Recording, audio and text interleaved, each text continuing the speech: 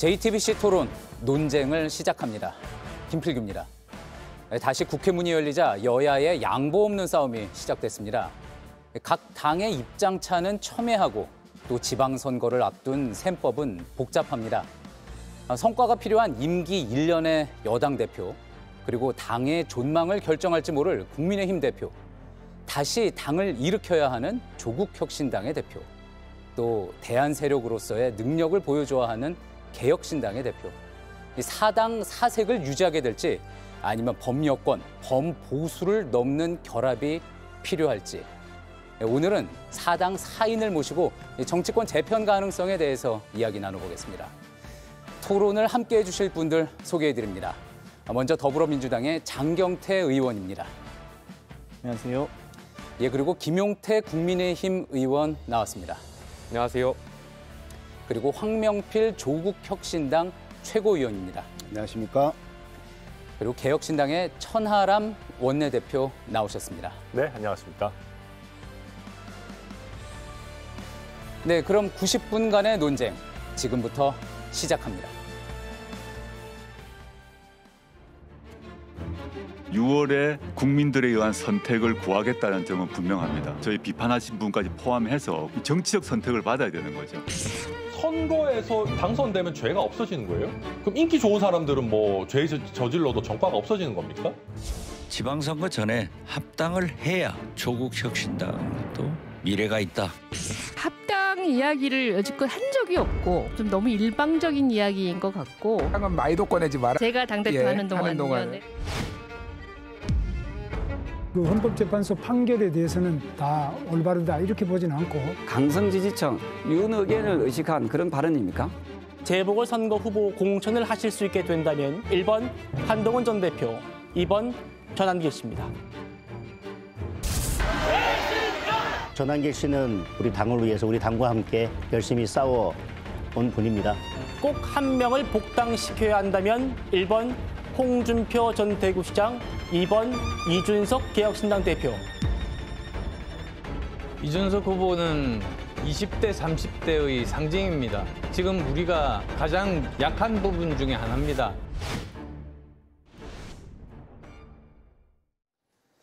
예, 국회가 쉬는 동안에도 뜨겁게 불었던 주제죠.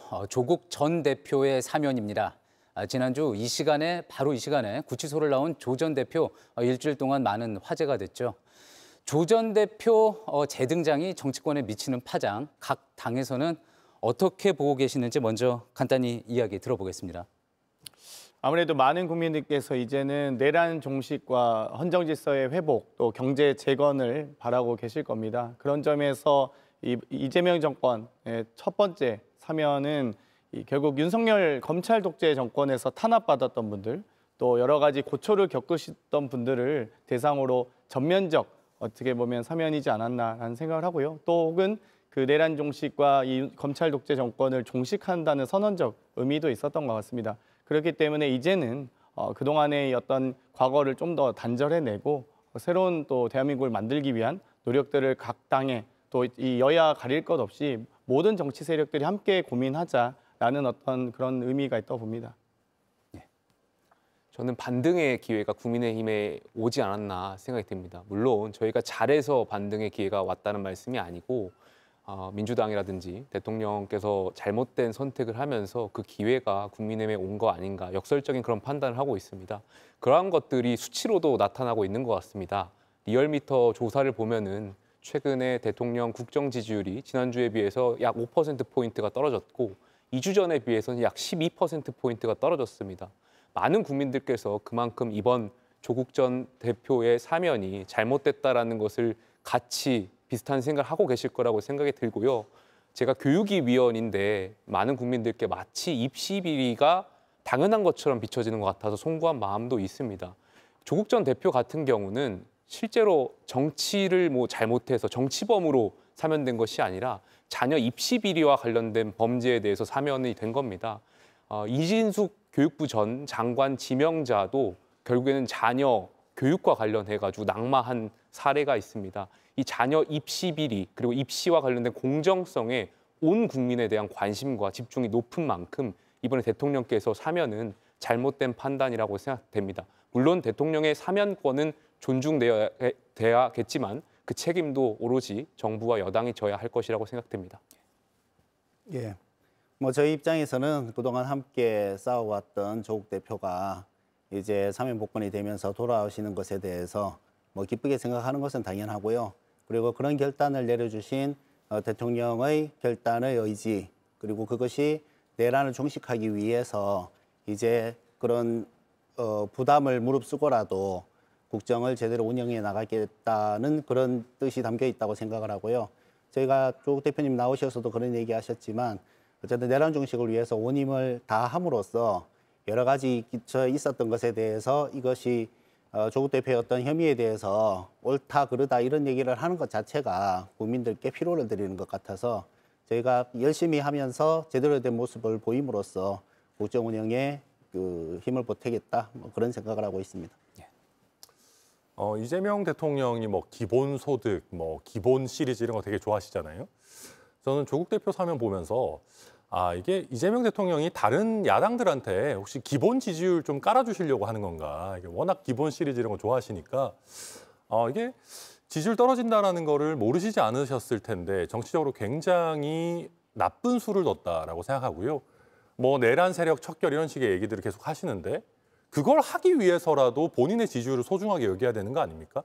그리고 정권 초에 저는 이재명 대통령 되게 잘하신다고 생각했던 게 저도 그렇고 여기 계시는 김용태 전 비대위원장도 그렇고 자주 만나려고 하셨어요. 그걸 쇼라고 하더라도 야당에게 손을 내밀고 통합과 협치를 강조하셨단 말입니다. 그러면서 진영 갈등을 그래도 기대했던 것보다 약간 넘어서는 정치를 하실까를 생각했는데 조국 전 대표 내외 그리고 윤미향 전 의원을 사면하면서 고스란히 그냥 진영주의적 행보로 이재명 대통령이 좀 갇혀버렸다. 그래서 우리 정치가 또 과거의 논쟁의 그런 수준 낮은 어떤 대립 속으로 빠져들게 됐다. 참 저는 안타까운 행보다 그렇게 평가합니다. 예, 대통령이 어찌 보면 당연한 권리이기도 하지만 야권에서는 반등의 기회가 됐다. 그렇게 공통적으로 이제 야권에서는 또 생각을 하는 것 같습니다. 자, 조금 전에 이제 저희가 시작하기 전에 이야기했을 때 두 분 사이의 거리가 상당히 가까워졌다. 또 이런 이야기도 했었는데 실제로 뭐 아직 좀 이르기는 하지만 조 전 대표가 그런 이야기했습니다. 국민의힘이 이기는 선택을 하게 하진 않겠다. 그러니까 이제 국민의힘이 선거에서 이기게 하지 않겠다. 그런 취지로 이야기를 하면서 민주당과의 어떤 협력도 충분히 논의하겠다라고 했는데 그러다 보니 이제 일각에서는 합당도 가능한 거 아니냐 그런 이야기 나오는 것 같습니다. 장 의원님 어떻습니까? 일단 모든 정당은 창당 정신이라는 것이 있습니다. 그렇기 때문에 이 여러 정당들이 창당 정신이 있을 텐데요. 이 조국혁신당 같은 경우는 윤석열 정권 종식을 목표로 하고 있고 또 22대 총선에서는 지민 비조, 소위 지역구는 민주당에게 비례대표는 조국혁신당에게라는 말로 소위 매우 효과적인 이 선거 전략이었다고 생각합니다. 그렇다면 그 정당 창당의 목표와 또 선거 전략으로 인한 여러 가지 이 혜택들 또 뭐 여러 가지 성과들도 있을 성과라고 할 수도 있겠습니다만 그런 부분들이 완수가 되었다면 정말 이 함께 그 더 나은 목표 그 다음 목표를 위해서 함께 고민해야 된다고 보고요. 지금은 윤석열 정권이 아니지 않습니까? 예. 이재명 정권이라면 조국혁신당의 목표와 타켓은 저는 이재명 정부는 아니라고 보고요. 또 그렇게 믿고 싶습니다. 그렇기 때문에 앞으로 조국혁신당과의 뭐 아주 낮은 수준의 정책적인 연대는 기본이고 높은 수준의 이 어떤 논의까지도 저는 가능하다. 매우 열린 자세로 바라보고 있습니다. 예, 연대까지는 가능하지만 합당까지는 아니요. 낮은 데서부터 시작해서 높은 수준의 논의도 저는 가능하다. 그래서 열려 있다라는 말씀을 좀 드리고 싶네요. 조국혁신당 입장도 궁금합니다. 저희는 일단 뭐 창당을 했을 때에 분명한 목표가 있고 그 다음에는 사회권 선진국이라는 또 다른 목표가 있습니다. 저희 당원 분포를 보면 한 60% 이상이 정당을 처음 하시는 분들이에요. 예. 이분들이 창당에 동의하고 와서 정당이라는 것에 처음 가입해서 그런 일들을 하셨을 때 그냥 1년 하고 나서 뭐 합당하는 모습을 바라시지는 않으셨을 거라고 생각을 하고요. 이게 이렇습니다. 우리가 지민비조를 외쳤을 때 처음 창당을 할 때도 민주진영이 분열되어서 뭐 오히려 피해를 입는 것이 아니냐라는 우려들을 많이 하셨지만 실제로는 또 따로 또 같이 가는 것이 더 큰 효과를 가져오기도 했고 거기에 있어서 이제 사실 개혁신당 뭐 피해를 많이 보셨지만 이제 그게 우리 민주 진영에서 과연 단일 대우로 가는 게 나으냐 아니면 따로 가면서 협력할 것은 협력하고 때로는 조금 견인할 수 있는 강한 얘기도 하고 이렇게 해서 실질적으로는 이제 다당제 정치를 좀 구현할 수 있는 뭐 그런 기반도 만드는 게 필요하지 않을까 그렇게 생각합니다. 민주당과 조국혁신당의 어떤 이런 입장에 대해서 국민의힘 또 어떻게 보고 있는지 궁금합니다. 일단 저는 첫 번째로요. 조국 전 장관께서 사면되시자마자 최근에 어떤 뭐 방송에 나오셔서 출마와 관련된 뉘앙스로 말씀하시는 건 굉장히 부적절하다라고 생각이 듭니다. 자녀 입시 비리, 그러니까 온 국민이 공정성과 관련된 문제로 사면되신 분이 다시 이런 공직에 참여하려고 한다라든지 이런 걸 벌써 말씀하시는 단계는 아니라고 생각이 들고요. 지금 상황에서 먼저 국민들께 사과하고 반성의 자세를 갖는 것이 먼저라고 생각이 들고요. 두 번째로 이제 질문해 주신 답을 좀 하자면 저는 지방선거 앞두고 민주당과 조국당이 합당할 동력은 없지 않을까 생각이 듭니다. 이게 총선이라든지 대선하고는 지방선거 다르다라고 생각됩니다. 그리고 지금 두 당이 합당한다고 하더라도 양 지도부에서 어떤 원하는 방향대로 가지 않을 거라고 생각됩니다. 특히 양 지도부의 어떤 지방선거에 대한 공천권도 있을 것이고 지방선거에 출마자가 굉장히 많을 거고 또 후보자들 입장에서는 각 정당에서 열심히 뛰고 있을 텐데 합당하면서 그 TO를 줄이려고 하지 않을 거라고 생각이 듭니다. 그래서 만약에 지방선거 앞두고 양 당이 후보자를 공천하고 조금 전에 말씀하셨던 것처럼 뭐 후보 연대라든지 선거 연대는 할 수는 있겠지만 저는 합당은 가지 않을 것 같다 이런 개인적으로 생각이 좀 있습니다. 예. 천하람 대표님. 저는 뭐 사실 작은 정당으로서 조국혁신당이 잘 버텨주시고 또 다당제의 길로 가신다는 거를 응원하고 싶습니다. 그런데 동력이 현실적으로 어디서 나올지 잘 모르겠어요. 장경태 의원 말씀하신 대로 조국혁신당은 윤석열 정부와 가장 맵게 싸울 때 사실 빛났던 정당이거든요. 근데 이재명 정부가 이제 1년 남짓 된 상황, 그러니까 아직 1년도 안 됐죠. 1년도 되지 않은 그런 상황에서 지방선거를 이제 곧 치르게 되는 그런 상황인데 그럼 이재명 정부와 선명하게 각을 세워서 민주당과 예를 들면 호남 지역 같은 데서 대립하면서 표를 가져가겠다? 이게 조금 명분이 약합니다. 그리고 정치인이라는 게 탄압을 당하면 오히려 이게 사실은 자기의 체급이 올라가는데 사실 조국 대표는 이번에 이재명 대통령으로부터 은혜를 입은 거거든요. 그러면 민주당 후보들이 당장 그럴 거예요. 아니 조국혁신당 후보 너무하는 거 아니냐. 우리 당 출신의 대통령이 은혜를 베풀어줬는데 왜 민주당에 맞서 싸우냐. 양심도 없냐. 그러면 조국혁신당 후보들은 사실 위축될 수밖에 없어요. 그리고 또 한 가지는 민주당의 당대표가 만약에 좀 답답한 스타일이다. 아니면 굉장히 신중한 스타일이다 그러면 조국혁신당이 더 세게 치고 나가면서 왼쪽 공간을 쓸 수 있는 부분들이 있을 수 있는데 지금 정청래 당대표 체제잖아요. 그러면 조국혁신당에서 정청래 당대표보다 더 매운맛으로 가겠다라고 경쟁하는 것도 간단치 않습니다. 여러 가지 면에서 봤을 때 조국혁신당이 앞으로 크게 어떤 두각을 나타내기에는 어떤 명분도 그렇고 구도도 그렇고 굉장히 좋지 않다. 그래서 찻잔 속의 태풍이 잠시 동안 불다가 꺼질 수도 있다. 그렇게 평가합니다. 그래서 저는 개인적으로 이재명 대통령께서 왜 이 시점에 조국 전 장관을 사면했을까가 굉장히 궁금해요. 예. 저희가 많은 분들이 지금 토론하고 있지만 사실상 민주당의 그리고 정부의 플러스 요인이 없을 거라고 생각되는데 그럼에도 불구하고 대통령께서 조국 전 장관을 사면했다? 예. 저는 많은 평론가들이 예측하는 것처럼 결과적으로 대통령 입장에서 정치공학적인 생각을 한 거 아닌가 생각이 들고 예. 지금 민주당 같은 경우 범 여건에서도 향후의 대선 주자라든지 어떤 리더십이 부재로 인한 그런 것들이 많은 지적들이 있는데 아마 조국 전 장관이라든지 정청래 민주당 대표라든지 뭐 이런 분들의 경쟁을 유도한 거 아닌가 이런 개인적인 추측도 좀 있습니다. 그건 좀 말이 안 되는 것 같은 게요. 예.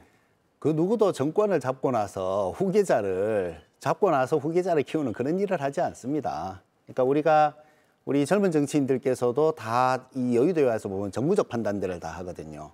그런데 이재명 대통령 같은 경우에 그럼 오르면 하는 겁니다. 그리고 본인이 생각하기에 이 검찰 독재 정부가 했던 이 수많은 일들 중에서 분명히 억울하게 피해를 보신 분들이 있고 당신께서도 정말 억울한 일들을 많이 당했고 그렇다면 이것을 바로잡고 가는 것이 맞다고 생각을 하면 하는 것이지 그것을 지금부터 계산해 갖고 했는데 그러면은 뭐 지지율 떨어질 줄을 모르고 그런 것을 하셨을 것이냐. 근데 아까 제가 처음에 말씀드린 것처럼 누가 후계자를 지금부터 키웁니까? 그런 일은 있을 수가 없죠. 그래서 이것이 당신이 생각하시기에 옳은 일이기 때문에 하는 것이 아닌가 저는 그렇게 생각합니다. 저는 뭐 그렇게 믿고 싶으실 수 있겠지만 이재명 대통령이 정치 어제 시작하신 분이 아니잖아요. 뭐 순진하게 이게 옳으니까 한다. 당연히 정치적 고려가 있죠. 대통령인데 그리고 수많은 정무수석을 포함한 많은 정무직들의 조언을 받는 위치 아니겠습니까? 근데 저는 그래서 오히려 그런 의심이 들어요. 조국 혁신당에서 대선 후보를 안 내겠다라고 하고 이재명 당시 후보를 지지했을 때부터 물밑에서 사실상 당선되면 조국 전 대표를 사면하기로 하는 그런 약간의 거래 같은 것들이 있지 않았나. 그런 게 아니라면 이 타이밍에. 왜냐하면 역대 대통령들이 첫 번째 사면에서 정치인을 사면한 경우가 거의 없습니다. 그리고 이 정도로 국민들에게 민감한 인물들을 복수로 사면한 적이 없어요. 대부분은 이제 민생 사면에 초점을 맞추고 맞습니다. 정치인 최소한, 사면은 하지 않은 경우가 그렇죠. 많았죠. 최소한 첫 번째 사면권은 그렇게 했었는데 이 정도로 급하게 했다라는 얘기는 저는 뭐 우리 최고위원님 모르실 수 있겠지만 굉장히 고위층에서 나름의 의사소통이 있지 않았나 의심할 수밖에 없습니다. 저는 이 부분은 좀 짚고 가고 싶은데요. 이재명 정부가 인수위를 충분히 거치고 또 여러 가지 정상적 절차에서 집권한 정부가 아닙니다. 정말 직전 정권에서 위헌위법적인 이 비상계엄을 통해서 내란을 일으켰고요. 심지어 대통령이 탄핵된 상태에서 빠르게 국정을 수습하고 추락한 어떤 국가 신임도나 이 경제적 여건을 재건해야 되는 그런 과업이 있었거든요. 그런 과정에서 가장 먼저 했던 여러 인사들을 살펴보시면 저희가 뭐 친윤 검사, 비윤 검사 이런 거 구분하면서 인사했습니까? 전 정권 인사, 현 정권 인사 구분하면서 민주당 편 아닌 편 나눴습니까? 그러지 않았습니다. 그러니까 그만큼 일단 이 헌정질서 회복과 경제 재건의 목표 또 그리고 이 국민 통합이라는 또 과거의 단절을 통한 새로운 대한민국의 건설 이런 부분의 어떤 여러 가지 밑그림 속에서 되는 것이지 정말 그런 얕은 수로 국민 통합 어떤 이 정치 공학 운운하면 그러니까 지금 국민의힘이 저 모양 저 꼴인 거거든요. 그렇기 때문에 저는 오히려 지금 어떻게 하면 지금 내란을 종식시키고 경제를 재건시킬지 비상계엄 선포 한마디에 이 윤석열 대통령 한마디에 국내 시가총액 144조가 증발했다는 거 아니에요? 경제 성장률 1.67%였는데 0.2% 최소 12조가 증발했던 거 아니겠습니까? 그러면 그런 것들을 회복하기 위한 노력들 코스피 지수 2,400까지 갔다 3,200까지 가는 그런 나라를 만들고 있는 거잖아요. 그렇다면 사면권에 대한 대통령의 고도의 통치행위입니다. 그리고 지지율이 다소 낮아질 것을 고려해서 감안해서 하신 어떤 결정이라면 그런 부분을 꼭 정치 공학으로만 해석할 것이 아니라 최소한 대한민국이 어떻게 그럼 나아가야 될지 그럼 계속 이제 정치인 사면 없이 정말 민생 사면에 국한해서 8.15 사면을 했어야 된다고 하는 것인지 거기에 대한 비판을 해주셨으면 좋겠고요. 그러니까 이 단순하게 공학에 대한 얘기만 하시지 마시고 그러면 어떤 사면이 됐어야 되는지 그럼 앞으로 계속적인 정치인 사면을 앞으로 대통령 사면권에서 이 절대적으로 극단적으로 제한하자는 제안을 하실 것인지 절대 그렇게 못하거든요. 왜냐하면 국민의힘 소속의 많은 부패 비리 혐의 가졌던 의원직 상실을 받았던 정치인들 다 사면됐습니다. 같이. 송원석 의원 원내대표가 문자 보내다가 사진에 공개된 적 있지 않습니까? 그러니까 제가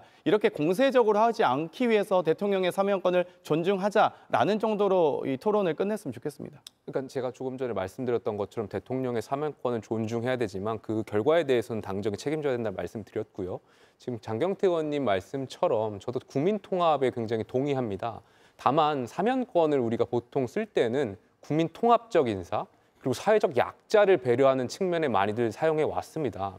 그런데 지금 조국 전 장관 같은 경우에 국민 통합 인사라고 보기도 어렵고요. 실제로 조국 전 장관 같은 제가 기억하기에 형기를 다 50%를 채우지도 못했는데 벌써 이렇게 임기 초에 사면한다라는 것은 지금 장경태 의원께서 지적해 주셨던 것처럼 국민통합이라든지 어떤 국가의 미래 비전을 위한 사면이 아니라 결과적으로 정치적인 어떤 거래라든지 은혜를 갚기 위한 그런 사면 아니었나 이런 생각이 들 수밖에 없는 것도 현실이라는 점을 같이 인지해 주셨으면 좋겠습니다. 예, 사실 이게 사면권에 대한 토론은 아니고요. 오늘은 정계 개편에 관련된 내용이니까 이 정도로 좀 마무리를 하고. 한 가지만 궁금한 알겠습니다. 게 있는데. 짧게 부탁드립니다. 아니 그러면 이명박 사면 할 때 국민들 66%, 5% 이 정도가 반대했던 걸로 아는데 그게 국민 통합을 위해서 사면한 거였어요. 김태호 사면할 때는 그 강서구에서 다들 반대했는데 그 사면을 했잖아요. 그게 국민 통합을 위한 사면이었나 제가 국민의힘에게 묻고 싶고요. 이게 역대 어느 정부도 처음에 정치인을 이렇게 사면한 적이 없다고 하시는데 우리는 지금 역대 어느 시절에도 보지 못한 내란을 겪었습니다. 그리고 이재명 대통령을 뽑은 사람들은 그의 행정적 능력과 그의 그런 좌고우면하지 않고 이 돌진하는 모습에 반해서 투표한 것이기 때문에 그런 어떤 뭐 정치적 고려 이런 것들은 좀 뒷전으로 생각해야 되지 않을까? 제가 국민의힘 물어보셨으니까 윤석열 정부도 사실 국민 통합을 잘 못했던 측면이 있고 그 중심까지는 아니지만 그 여러 요인 중에 하나가 저는 사면권도 있었다라고 생각이 듭니다. 예. 그래서 이재명 정부는 성공했으면 좋겠고 정말 대한민국 국민과 국가를 위해서 지금 국제 정세가 굉장히 첨예하게 대립하고 있는 상황에서 국내 정치가 성공해야 되는 건 많은 국민들이 바라고 있는 지점이잖아요. 그런데 이번 사면이 전 정부라든지 과거 잘못된 정부가 했던 전철을 밟는 것 같아서 아쉬운 마음에서 지적한다는 말씀 좀 알아주셨으면 저도 짧게 좋겠어요. 말씀드리면요. 예. 비교 대상을 윤석열 정부로 삼는다는 것 자체가 이미 망한 겁니다. 그러니까 그리고 심지어 그렇게 못했다고 여기는 윤석열 정부조차 첫 번째 사면에서 자기 편 사람들 풀어주지 않았습니다. 정치 사면 했죠. 근데 첫 번째 사면에서는 그 정말 이상한 윤석열 대통령조차 국민 눈치를 봤어요. 그러니까 이재명 대통령 그거보다 못한 걸 한 겁니다. 그리고 뭐 계엄 이후의 정부니까 빨리빨리 해야 된다? 아니 조국 전 대표가 계엄군에 의해서 체포돼서 구금된 상태가 아니었잖아요. 그게 계엄하고 뭔 상관입니까? 그리고 인수위 없었기 때문에 어쩔 수 없었다? 인수위 없었으면 오히려 정부 출범하고 더 꼼꼼하게 면밀하게 검토해서 사면을 했어야죠. 사면이 뭐 그렇게 급합니까? 그래서 지금 이 얘기 자체가 전 이재명 대통령의 어떤 국민들에 대한 평가로 이미 고스란히 반영되고 있다. 예, 지금 사면이라는 어떤 정치적 행위에 대한 평가, 조금 전에 이제 지지율도 이야기를 했었는데 잠깐 이야기 나왔던 것처럼 어제 나왔던 여론조사 결과죠. MBS 여론조사 결과에서 이제 대통령 지지율은 8%포인트 정도가 떨어졌고 이제 더불어민주당의 지지율은 당 지지율은 한 4%포인트 정도 떨어진 걸로 나왔습니다. 자, 그런데 이 부분에 대해서 이렇게 한번 또 접근을 해볼까요? 기자들이 물어봤습니다. 이 조국 전 대표는 이 민주당 지지율 하락이 어떤 사면에 대한 사면이 영향을 미쳤겠느냐 했더니 이제 답변은 n분의 1 정도라고 본다. 그렇게 답변을 했습니다. 자, 이 부분에 대해서 한번 좀 이야기를 나눠볼까요? 어떻게 생각하십니까? 뭐 여론조사 분석하는 방법에 따라서 여러 가지가 나올 수 있는데요. 뭐 어찌되었건 사면이 영향을 미친 거는 사실입니다. 예. 다만 현재 국민의힘 전당대회 중이고 저희는 전당대회를 마쳤습니다. 그렇기 때문에 아무래도 민주당 지지층은 좀 더 여론조사 응답에 더 적극적이고 지금 이제 전대회 끝나서 비활성화되어 있다면 국민의힘 지지층은 아주 활성화되어 있는 상황입니다. 그렇기 때문에 응답률도 높고요. 아주 이 적극성도 매우 두드러지게 나타납니다. 그렇기 때문에 지금 이제 어느 정도 전당대회 기간 중에 있을 수 있는 컨벤션 효과는 좀 종료되고 나서 그 이후에 제가 보기엔 이 정확한 여론조사 분석이 가능하지 않을까 싶고요. 다소 저희도 물론 지금 비활성화 모드로 돌아가기도 했고 또 여러 사면을 비롯한 여러 가지 어떤 정책적인 논란이 있는 부분도 있습니다. 그렇기 때문에 그게 종합적으로 반영된 결과이지 이게 제1순위였다 이렇게 보기는 어려운 것 같습니다. 예, 이 부분 조금 더 하나 더 들어가서 질문을 좀 드리면, 그러니까 조국 전 대표가 n분의 1 정도의 책임이 있는 것 같다라는 부분에 대해서 민주당 안에서도 좀 불편해하는 반응이 있다라고 이제 또 한준호 민주당 최고위원이 이야기를 했었거든요. 그 부분에 대해서는 또 어떻게 생각하십니까? 그러니까 이제 사실 여러 가지 책임론, 소위 분석에 있어서 본인이 자기 자신을 분석하고 평가하는 것에 대해서는 매우 조심해야겠죠. 또 대단히 신중한 태도를 보여야 합니다. 그렇기 때문에 아마 그런 부분을 표현한 것이 아닌가 한준호 최고위원께서는 아마 그런 생각이 들고요. 어찌되었건 지금 조국 전 대표께서 하실 수 있는 말씀은 가급적이면 좀 더 겸손하고 좀 더 낮은 자세의 마음 상태를 보여주시는 게 좋지 않을까 그런 또 조언을 드리고 싶습니다. 예. 그럼 이렇게 생각하면 될 것 같습니다. 단지 그냥 원론적인 얘기인데 그렇다면 100% 다 제 잘못이 맞습니다라고 답변을 했어야 그러면 다들 공감을 하실 것인가? 그건 아니라고 보고요. 그러니까 원론적으로 이제 그 당시 지금 여론조사 여기 그 리얼미터 나온 걸 보면 더불어민주당 지지율도 이제 함께 많이 빠졌죠. 근데 광주 이제 호남 지역에서 한 16%가 넘게 빠졌습니다. 그리고 그때 이제 얘기할 때 이춘석 의원 이제 출국 금지 건도 있었고 사실 이제 여러 가지가 있는데 다만 이제 이럴 수 있죠. 그러니까 조국 전 대표 입장에서는 그런 여러 가지 중에 나도 하나의 원인이 된다고 생각한다. 그래서 잘해서 이런 것들을 커버하겠다라는 뜻으로 이제 말씀을 하셨는데 그것을 이제 어떻게 곡해를 하거나 혹은 오해를 하다 보면 그러면 자기 잘못은 요만큼밖에 없다는 얘기야? 라고 가는데 뭐 그런 의미로 얘기하신 것은 분명히 아니죠. 예. 조금 전에 이제 출마 같은 이야기를 하기 전에 이제 입시 비리 부분에 대한 사과가 선행돼야 된다. 또 그렇게 말씀을 하셨는데 이 관련된 발언에 대해서도 비슷한 입장을 가지고 계시겠군요. 저는 좀 죄송한 말씀입니다만 조국 전 장관이 좀 뻔뻔하신 거 아닌가에 대한 생각도 들고요.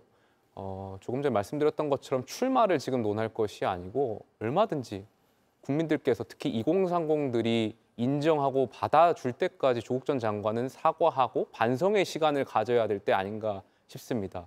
지금 n분의 1 발언 같은 경우도 굉장히 뻔뻔한 발언이라고 생각이 들고요. 실제 조금 전에 MBS 여론조사를 방송에서 띄워주셨는데 부정평가가 33%입니다. 취임 후 대통령 처음 30%를 기록한 것이고요. 리얼미터 여론조사 보면은 잘못함이 44%까지 부정평가가 올라와 있습니다. 이 역시 조국 전 장관의 사면하고도 연관된다라고 생각이 들고요. 조국 전 장관 같은 경우는 문재인 정부에서도 많은 국민들로부터 비판을 받았고 그 당시 2030에 상대적 박탈감을 주셨던 인물입니다. 2030에게 사과한다고 그들이 뭐 본인을 용서하겠나 이런 식의 발언할 것이 아니고 평생 저는 2030분들 이런 공정함에 대해서 이야기하는 분들에 대해서 미안한 마음을 가지고 좀 임하셨으면 좋겠다는 생각이 듭니다. 그러니까 조국 전 대표 저도 메시지가 너무 안 좋아요.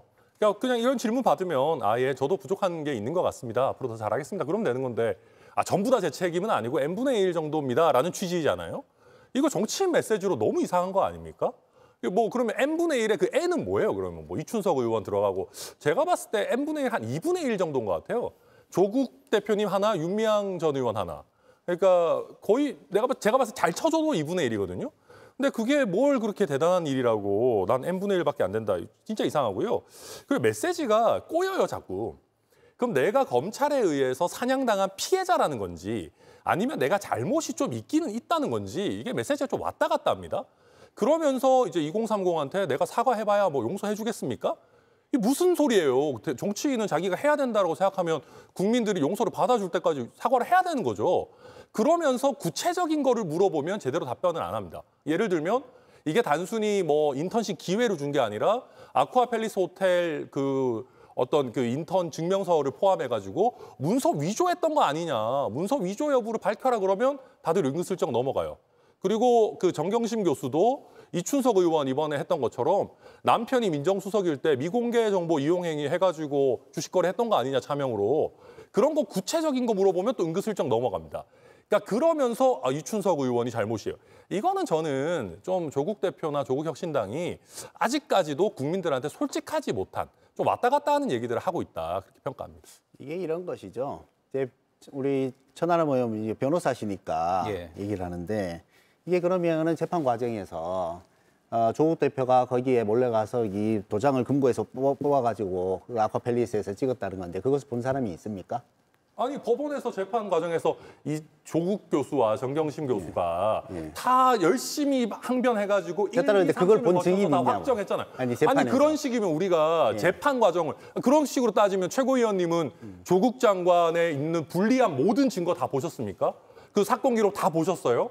거의 다 봤죠. 사건 기록 다 보신 상황이 아니면서 당시 재판을 전부 다 팔로우 하신 것도 아니면서 사법부의 판결을 그렇게 다 부정할 거면은 우리가 재판을 왜 합니까? 얘기를 하는 겁니다. 그러니까 여기에서 모든 재판의 사안을 놓고 다 얘기를 할 수 없기 때문에 어쨌든 20대, 30대뿐만 아니라 국민 모두에게 사과한 게 한 10번 되시죠. 20번 언저리 같은데 자 그러면은 계속 사과해야 되고 죽을 때까지 사과해야 되고 좀 찌그러져 계시라는 얘기를 국민의힘에서는 하고 있는 것인데 정치인이 그러면은 계속해서 찌그러져 있었으면 창당을 하지도 않았겠죠. 근데 창당을 할 때도 그런 논리였어요. 근데 창당을 하니까 무슨 일이 벌어졌냐. 창당을 하고 나서 조국혁신당이 12석을 얻으면서 국민의힘이 발표한 총선 패배의 가장 큰 주요 원인 중에 하나가 조국혁신당의 창당입니다. 그래서 저희가 12석을 얻었고 그 때문에 탄핵에서 204표를 얻어서 탄핵을 할 수 있었던 것이죠. 조국 대표가 그때 찌그러져 있었으면 사실은 지금도 여전히 윤석열이 정권을 잡고 휘두르고 있었을 것이다.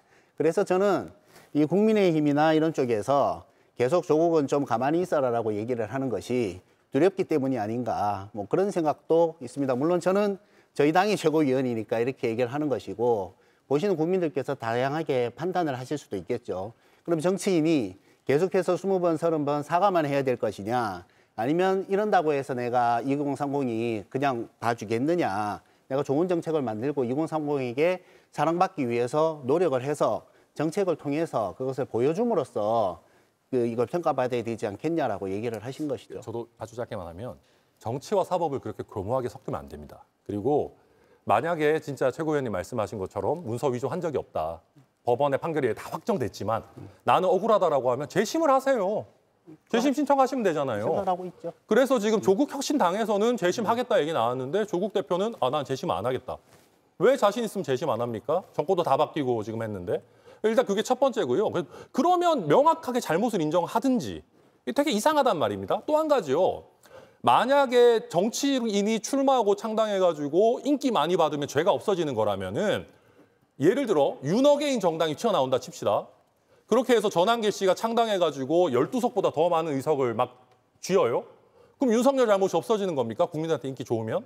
아니잖아요. 그러니까 물론 윤석열의 비상계엄과 조국 장관의 어떤 개인적 비리를 제가 등치하자는 것은 아닙니다. 그러나 정치적 영역에서 국민들의 지지를 일정 부분 받는다고 해서 그것이 사법적으로 죄를 없애는 어떤 근거가 될 수는 없다. 분리해서 봐야 된다. 그 얘기입니다. 그러니까 조금 왜곡이 있는데 그렇게 인기를 얻었기 때문에 아무것도 아니다라고 얘기를 한 것이 아니라 이제 국민의힘이나 혹은 이제 개혁신당에서 좀 가만히 있어라라고 얘기를 하는 그 저희에 조국 대표가 나오자마자 달라지는 모습들이 사실 있지 않습니까? 저희도 사실 기자들이 많이 와요, 훨씬. 아직 조국 대표는 그냥 평당원으로 복당을 했을 뿐인데 그러니까 뭔가 하나가 이슈가 되고 이런 것에 대해서 이슈를 뺏기는 것을 좀 신경 쓰기 때문에 그러는 것이 아닌가 하고 말씀을 드린 것이지 뭐 총선에서 표를 많이 얻고 그랬기 때문에 그럼 사면해도 문제가 없냐 뭐 이런 얘기는 제가 얘기한 것은 아니기 때문에 예, 알겠습니다.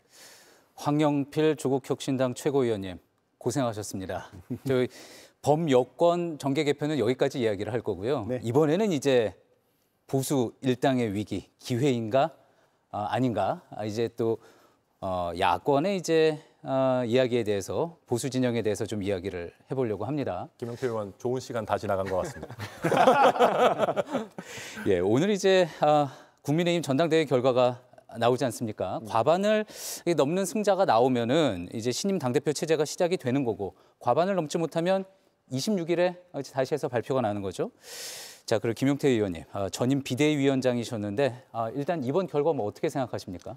일단 이제 방송 기준으로 조금 전에 저희가 이제 투표율이 공개가 됐는데 비교적으로 높게 나온 것 같습니다. 아무래도 지금 정치 상황을 비추어 봤을 때 특검이 돌아가고 있고 또 당원 명부 500만 당원에 대한 압수수색이 이루어지다 보니까 많은 당원분들께서 좀 이번 전당대회에 대해서 비교적 관심을 많이 두시고 투표하신 거 아닌가에 대한 생각이 있고요.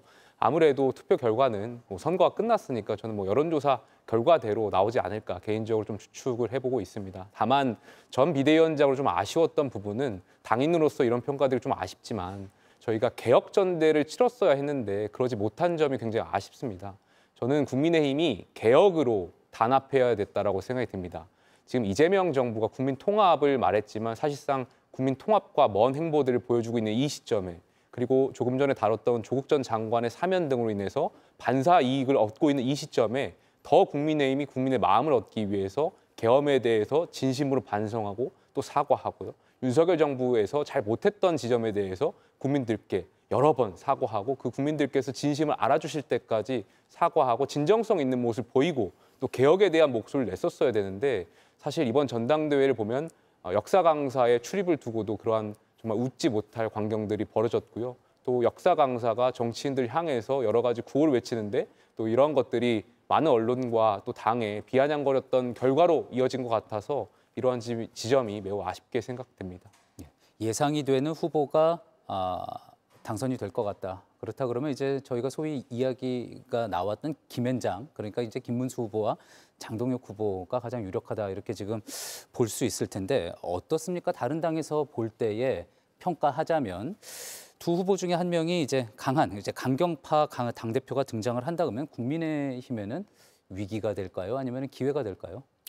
일단 국민의힘의 내부 사정을 보면 뭐 국민통합 혹은 방금 말씀하셨지만 당내 통합은 고사하고 탄핵의 강조차 건너고 있지 못합니다. 2017년 자유한국당보다도 못한 상황이라고 보여지거든요. 그렇기 때문에 아마 국민의힘이 좀 정신을 차리기까지는 매우 오랜 시간이 걸릴 것 같구나라는 암울한 또 전망을 할 수밖에 없고요.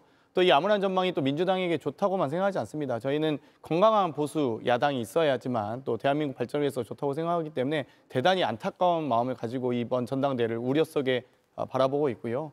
다만 이 소위 앞서 나간다고 하고 있는 이 탄핵 반대 두 분, 김앤장이로 부르는 김문수 후보와 장동혁 후보 모두가 다 극단적인 발언을 소위 국민의 정서와는 동떨어진 매우 동떨어진 발언들을 쏟아내고 있고 아마도 뭐 결과는 뭐 예측이 가능합니다만 아마 매우 뭐 부정적인 결과로 나타날 것으로 예상되기 때문에 아마 그 이후에 과연 정말 내년 지방선거를 포기했나 싶을 정도로 국민의힘의 상황이 매우 안 좋고요. 또 대여투쟁을 강화한다고 하나 대여투쟁을 할 만한 컨텐츠와 또 국민적 공감이 있지도 않습니다. 그러니까 동력이 있어야 되는데 그 동력 자체가 상실된 상태에서 무슨 지금 그러니까 탄핵의 강을 건너서 오히려 이 탄핵과 이 선을 긋고 대여투쟁을 해야 될 텐데 오히려 탄핵의 늪에 빠져들고 있거든요. 그렇기 때문에 무슨 동력으로 본인들의 지금 늪에 빠져들고 있는 모습으로 국민들께서 흥해 주실지는 잘 모르겠습니다. 예.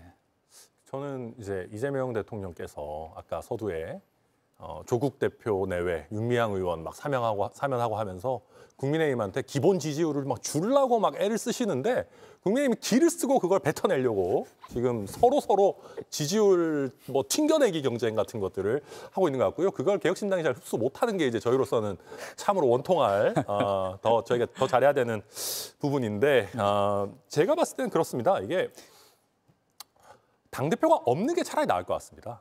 그러니까 국민의힘 같은 경우에 그러니까 정말 지금 뭐 김문수 후보든 장동혁 후보든 누가 되더라도 계속해서 이제 윤어게인의 길 같은 걸 가실 것 같고 뭐 탄핵의 강이라고 얘기하셨지만 뭐 탄핵의 바다 수준으로 이제 더 심각한 길로 가는 것 같아요. 그래서 이런 식으로 가게 되면은 정말 나라의 비극인 것이 이재명 대통령이나 더불어민주당도 만약에 견제 세력이 조금 더 제대로 된 모습을 갖고 있었다면 이번에 조국 대표, 뭐 윤미향 의원 사면 이런 것도 못했을 거고 여러 가지 뭐 대주주 요건 뭐 10억으로 환원하는 거나 노란봉투법 뭐 이런 거나 조금 더 신중하게 했을 거예요. 근데 지금 너무 견제 세력이 없다는 것 같고 오만하게 막 가고 있기 때문에 국민의힘이 좀 정신을 차리는 게 저희한테는 안 좋아도 국가적으로는 필요한데 굉장히 요원해 보입니다. 예.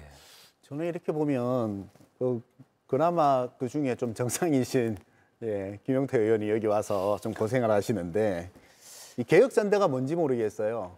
그러니까 거의 지금 보면은 국민의힘 후보들 4분 중에서 3명이 무슨 얘기를 하냐면은 혁신을 얘기를 합니다. 그래서 우리 조국 혁신당이 한 수 가르쳐 줘야 되는데 장동혁 후보는 보수 혁신 미래라는 슬로건을 내고 있고요. 혁신의 힘 조경태, 혁신 당대표 안철수. 그다음에 뭐 이제 강하게 선명하게 김문수 후보는 좀 다르게 하는데 다 혁신을 얘기한단 말이에요. 4분 중에 3분이 다 혁신을 이야기하고 있다는 그렇죠. 말씀이시군요. 예, 그래서 뭐 안철수 후보야 워낙에 민주당에서도 혁신전대 하자고 막 이렇게 얘기하면서 도대체 그러면 그 혁신이 뭐냐라고 하면 대답을 못 하셨는데 이 개혁전대를 하자고 하시는데 그럼 이 개혁전대는 뭔가 하는 생각이 우선 들고요. 그럼 왜 이게 안 되는 겁니까? 저는 이게 지금 당원 구조에 심각한 문제가 있기 때문이라고 보거든요. 왜 사과 안 하느냐? 뻔한 거 아닙니까? 사과하면 표 떨어지니까. 그래서 이게 현재 국민의힘 당원 구조가 올바른 얘기를 하고 정상적인 얘기를 하면 지지를 못 받는 상황이 되어 있는데 그럼 이거 왜 이러냐 이거죠. 그래서 정치인들이 자기의 순간적인 이익을 위해서 갈라치기 하고 국민을 통합하기 위해서 노력을 해야지 그때 이용하기 위해서 갈라치고 부정선거 얘기하고 이러니까 국민의힘 지지층 중에 그 여론조사한 거 보면은 작년 12월 29일에서 30일 그 MBC에서 조사한 건데요. 그 국민의힘 지지층 중에 65%가 부정선거를 신봉하고 있다는 것 아닙니까? 그러니까 부정선거론 얘기하고 윤호개인 얘기하는 사람들이 득세할 수밖에 없고 그러니까 지금 혁신전대고 개혁전대고 뭐 안 되는 것 아닌가 뭐 그런 생각이 듭니다. 예, 그러다 보니 자, 이 부분은 좀 민감한 부분일 수도 있겠습니다. 만약에 지금 강경파인 김문수, 장동혁 후보 둘 중에 한 명이 당대표가 된다면 민주당에서는 정말 위헌정당 해산, 그러니까 이게 내란 세력이고 내란 정당이기 때문에 위헌정당 해산까지 나설 수 있다. 그런 이야기도 나오는데 어떻습니까? 일단 저희가 내란 특검의 이 수사 결과를 좀 지켜보고 있고요. 2013년 헌재 판례가 어찌됐건 내란 모의가 없음에도 불구하고 선동만으로도 이 내란 정당으로 위헌 정당 심판 청구가 인용이 됐었기 때문에 지금 사실상 헌법기관인 국회를 무력화시키고 심지어 국무회의를 이 소위 제대로 된 국무회의를 하지 않았다고 또 해당 문건을 보지 않았다고 했던 한덕수 전 국무총리와 최상목 전 부총리가 모두가 다 이 소위 불법 위헌적인 비상계엄에 개입한 것으로 보여지고 있거든요. 거기에 또 이 12월 4일에 있었던 비상계엄 해제 결의안에 또 본회의 참여를 불참하도록 유도한 것으로 보이는 지금 추경호 원내대표의 역할들이 30분 연기하자고 한 것들이 지금 드러나고 있는 상황에서 내란의 선전선동 정도가 아니라 내란의 적극 가담한 공범으로 보여질 경우엔 당연히 내란 정당이 됩니다. 그리고 위헌 정당이 됩니다. 그렇기 때문에 저희 더불어민주당의 당적 판단이 아니라 헌법 질서를 수호하고자 하는 많은 국민들의 의지로서 저희는 위헌 정당 심판 청구를 해야 된다고 생각을 하고요. 만약 인용이 된다면 국민의힘이 해체가 되고 해당 지역구 의원을 포함한 모든 의원들이 아마 의원직 상실형을 받을 텐데 아마 선고 날이 되면 선고 하루 전에 다 탈당할 것 같습니다. 제가 보기엔. 그래서 뭐 별로 걱정을 안 하고 있는 것이 아닌가. 국민의힘의 이 당원과 지지자들이 별로 걱정하지 않는 것이 아닌가 싶은데 제가 보기에는 매우 걱정하셔야 될 상황이다. 그래서 저희가 지금 이 국민의힘의 전당대회를 바라보면서 매우 안타까운 심정을 보고 있는 것이 너무 이 민주당과 싸움만을 지금 고민하실 게 아니라 뭐 당연히 야당이 여당과 싸우고 또 정권의 어떤 잘못된 부분과 여러 가지 지적 비판과 어떤 투쟁을 할 수 있다고 봅니다. 다만 당내 투쟁도 하셔야죠. 당내 투쟁이 전혀 있지 않은 건강하지 않은 정당의 모습으로 여당과의 투쟁만을 나선다면 아마 국민적 공감대 얻기 어려울 것이다라는 말씀 드리고 싶습니다. 맞습니까? 김용태 의원님, 내란 위헌 정당 해산에 대해서 걱정을 안 하고 계시는 그런 상황입니까? 그렇지 않고요. 근데 김문수 후보나 장동혁 후보뿐만이 아니라 누가 당대표가 되든 저는 민주당은 위헌 정당 해산, 그러니까 민주당이 아니라 정부가 기소하겠죠. 그러니까 제소하겠죠. 그러니까 할 거라고 생각이 들고요. 그렇기 때문에 저는 당대표가 누가 되든 지금 위헌 정당 해산 심판을 막을 대안을 내놔야 된다고 생각이 듭니다. 다만 전당대회 때 뭐 말씀하셨던 것처럼 민주당을 먼저 위헌 정당 해산을 걸겠다 뭐 이렇게 말씀할 것이 아니라 물론 뭐 그것이 방법일진 모르겠는데 그거를 할 것이 아니라 당장 우리는 어떻게 할 것인가에 대한 대안을 내세우는 게 굉장히 중요하다고 생각 들고요.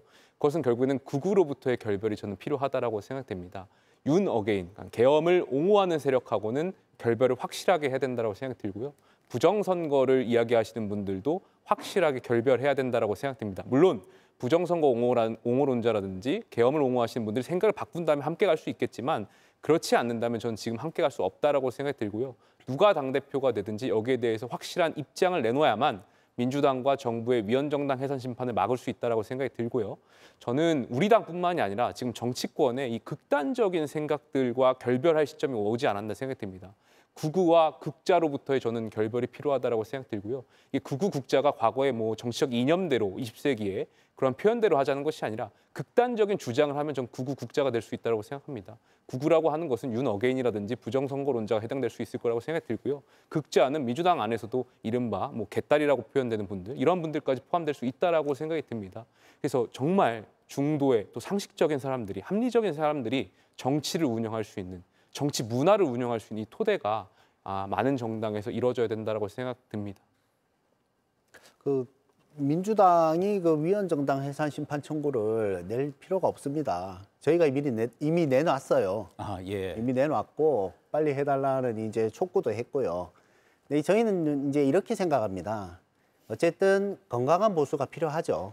지금 국민의힘의 모습은 그냥 망했다고 통쾌할 일은 아니고요. 우리 국민 전체를 봤을 때, 대한민국 전체를 봤을 때 좀 개탄스러운 일이기 때문에 그런데 이게 우리 김용태 의원님 생각하신 것처럼 그런 뭐 결별이라든지 이런 것들이 잘 안 될 것 같아요. 왜 그러냐면 지금 홍준표 의원 말한 것처럼 뭐 신천지가 한 10여만 명, 당원으로 들어가 있다는 얘기 아닙니까? 그리고 특검에서 말한 것처럼 이제 그게 맞다면 통일교에서 이제 3만여 명이 들어가 있는데 이 전당대회에서 김기현 당대표 당선됐을 때 그 52.93% 얻었거든요. 24만 4,163표 얻었어요. 근데 이게 10수만 명에다가 3만 명 정도 되면 한 15만 명 정도 되지 않습니까?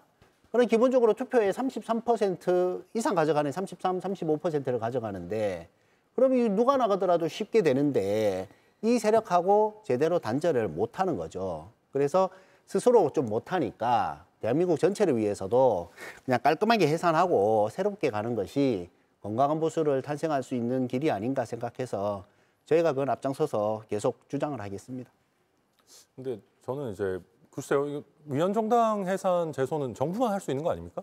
예. 네, 조국 혁신에 어떻게 하신다는 건지. 정부에 청구를 해놨죠. 그건 좀 다른 개념인 거죠. 네. 그거를 조국 혁신당이 하신다고 표현하는 건 좀 안 맞는 것 같고요. 그러니까 이제 그런 겁니다. 물론 이제 김용태 의원 말씀하신 것처럼 결별이 잘 되면 좋을 텐데요. 그게 간단치 않을 겁니다. 그래서 지금 저는 국민의힘 지지층이 전부 다 신천지거나 전부 다 통일교거나 그렇게 폄하하고 싶지 않습니다. 그러니까 왜냐하면 사람은 누구나 내가 선택했던 선택이 틀렸던 거를 감정적으로 빨리 받아들이기 쉽지 않아요. 그러니까 그게 논리적으로 합리적으로 잘못됐다라고 하더라도 계속 그래도 좀 가고 싶은 생각들이 있죠. 근데 이제 문제는 그런 마음을 가진 당원이나 지지자들이 잘못이라기보다 그걸 선동하는 사람들이 사실 굉장히 악질인 겁니다. 그런 마음 아픈 심리를 전한길 씨 같은 사람들이 선동해가지고 마치 그것을 자신의 정치적 자산인 것처럼 치환해서 전당대회에 출마한 사람들을 조종하려고 하고 내가 지지한 사람 무조건 당선된다 이런 식으로 지금 행패를 부리고 있는 거 아니겠습니까? 그래서 이런 부분들을 어떻게 하면 좀 잘 컨트롤할 수 있을 것인가.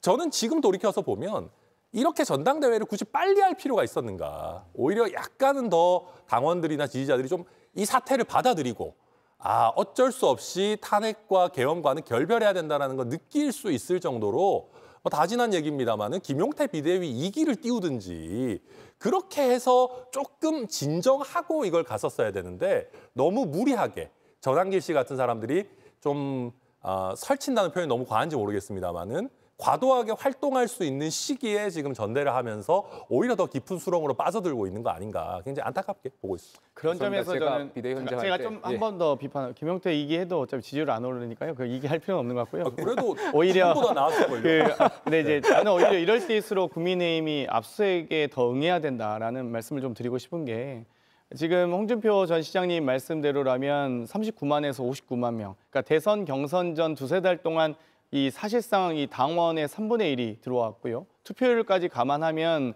사실상 거의 한 3분의 2의 60%에 육박하는 의사결정에 개입할 수 있을 만한 그런 소위 작전 세력으로 보이는 분들이 들어온 게 아닌가라는 의구심이 있는 거거든요. 그렇기 때문에 저희가 보면 특검에서 압수수색 영장을 봐도 대선 경선 전에 집중적으로 뭉치표로 들어온 그 당원과 신천지 신도 명단을 대조하겠다는 것이거든요. 그러면서 이 자연스럽게 좀 건강한 국민의힘 당원들만 좀 남길 수 있도록 저는 오히려 이럴 때일수록 국민의힘에서 오히려 당원들이 요구하셔야 된다고 봅니다.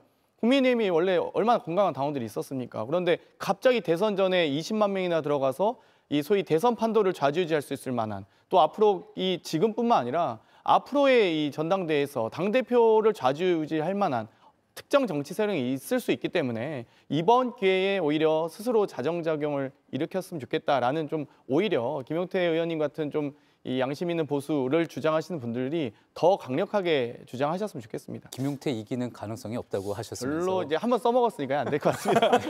근데 그렇다고 하더라도 저는 당원 명부를 제출하는 것은 상식적이지 않다라고 생각이 듭니다. 이거는 민주당도 동의할 거라고 생각해요. 말은 이제 그렇게 하시지만 이건 여야를 떠나서 정당이 운영하는데 당원 명부라는 것은 헌법에 굉장히 중요한 권리고 가치이기 때문에 이것을 특검에 제출하는 정당은 없을 거라고 생각되고요. 여기에 대해서 특검이 저는 도를 넘었다라고 생각이 들어요. 더 안타까운 거는 국민의힘이 지금 얼마나 우스우면 특검이 이런 식으로 당사에 압수수색을 와서 당원 명부를 내놓으라고 하는 이 자체가 저는 굉장히 좀 개탄스럽고요. 저희 당이 그만큼 우스워진 거 아닌가에 대한 아쉬움도 있습니다.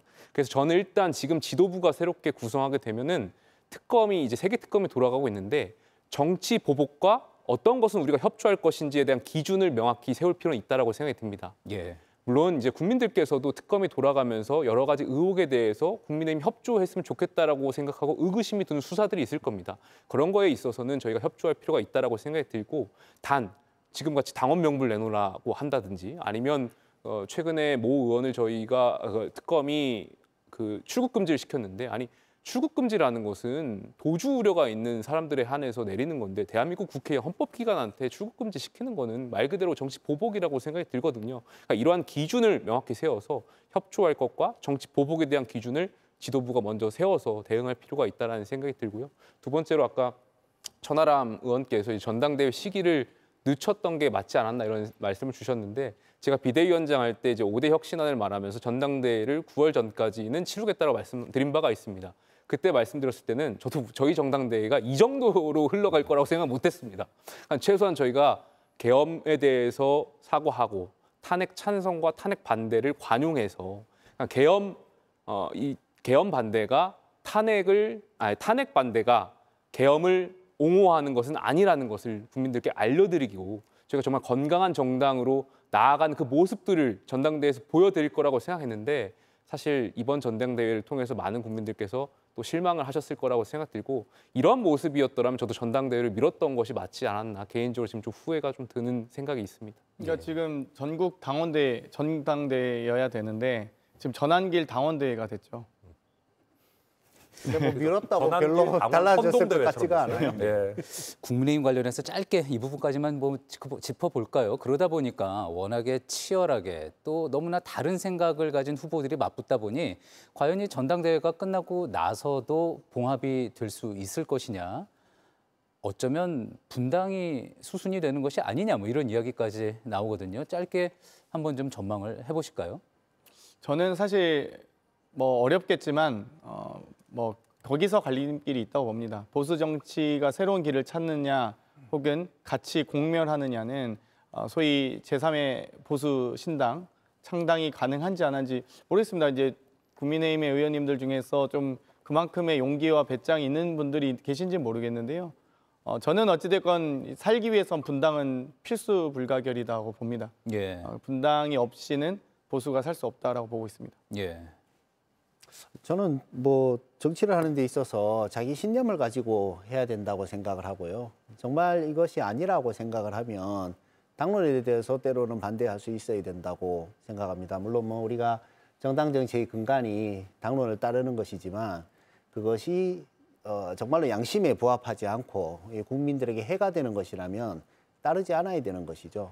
그렇게 보면 조금 가시밭길에 사더라도 배지 이거 뭐라고 거기에 그렇게 연연을 하겠습니까? 뭐 아니면 뭐 나가서 새롭게 보수를 재건하는 노력을 하고 미랄이 되면 또 그것도 의미 있는 게 아닌가. 저는 뭐 제가 원해라서 그런지 모르겠지만 뭐 저는 그렇게 생각합니다. 예. 예. 근데 이제 글쎄요, 잘 모르겠습니다.